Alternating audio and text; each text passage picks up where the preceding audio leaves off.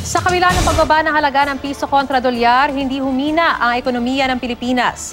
Yan po ang pagtitiyak ng isang eksperto na naniniwalang may positibo pang ang epekto ang paghina ng piso, lalo na sa mga OFW at maging sa export at BPO o Business Process Outsourcing Industries. Live mula sa Quezon City, may report si Tina Paniban Perez. Tina? Maris, sa mga nag-naalarma dahil sa pagbaba ng halaga ng piso kontra dolyar, ang sabi ng isang financial analyst, don't panic. Nagsara ang piso sa halagang 50.545 kahapon, ang pinakamababang halaga sa loob ng 11 taon. Nakabawi naman ito ng bahagya ngayong araw na magsara sa 50.520. Nakakangiti pa ang financial analyst na si Astro del Castillo kahit bumababa ang halaga ng piso. Wala raw kasing dapat ikabahala. Hindi naman kailangan magpanik yung ating mga kababayan dahil early this year, even late last year, sinasabi na namin na posibleng mag-51 ang piso against the US dollar. Dahil nga lumalakas na yung ekonomiya ng Amerika. Paliwanag ni Del Castillo, bumababa ang halaga ng piso hindi dahil humihina ang ating ekonomiya, kundi dahil lumalakas niya ang US dollar.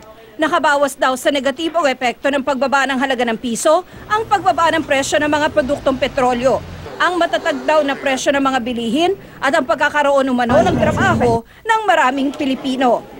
May ilang makikinabang pangaraw sa bumababang halaga ng piso tulad ng export industry, OFWs at BPO. Okay rin naman na humina ang ating piso kasi sa kadahilanan na ito ay makakatulong sa ating mga exporters.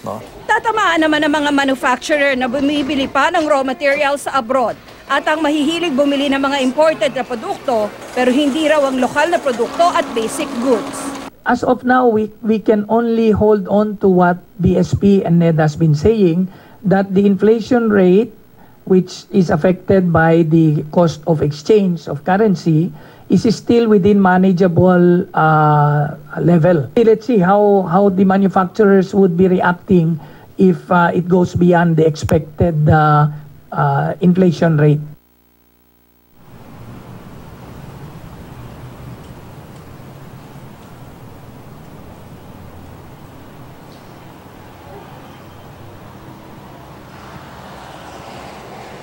Maris, ayon sa DTI, may ilang mga produktong nagtaas na ang presyo pero hindi raw ito konektado sa palitan ng piso kontra dolyar. Ang dahilan daw ng pagtaas ng presyo, inventory change ng ilang manufacturer o di kaya yung presyo ng produkto ay mas mababa kaysa suggested retail price at inakyat daw ng manufacturer para magkaroon ng dagdag na kita pero pasok pa rin daw sa SRP. Maris?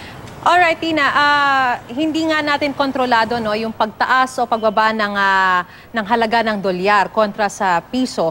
Pero gaya na rin ng binalita mo, dalawa yung maaaring epekto. Pabor yan sa mga exporters, mga OFWs, pati na rin sa mga BPO services. Pero hindi sa mga manufacturers. May paraan ba para balansehin ito para hindi naman kumbaga manganib yung lagay ng mga manufacturers?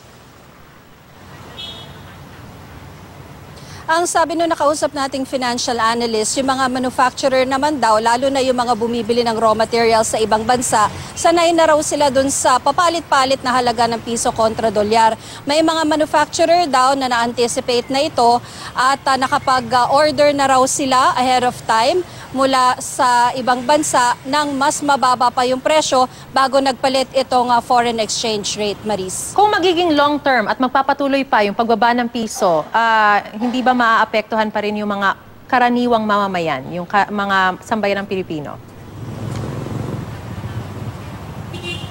Ang sabi ni Astro del Castillo na nakausap nating financial analyst, pwede pa nga raw pumalo ng 51 o 52 yung halaga ng piso kontra dolyar. Pero hanggang 52 kaya pa rin daw ng ating ekonomiyang indain yon. Wala raw masyadong magiging negatibong epekto sa atin yon. May sinayt pa siyang ehemplo na noong panahon ni Pangulong Estrada ay umabot sa 55 yung palitan ng piso kontra dolyar at ang dahilan naman noon ay ang political crisis dito sa ating bansa. Yun ay hindi niya nakikitang mangyayari ulit pero na-foresee na raw nila na posibleng umabot ng 51 hanggang 52 ang forex. Maris. Alright, maraming salamat, Tina Paniban Perez.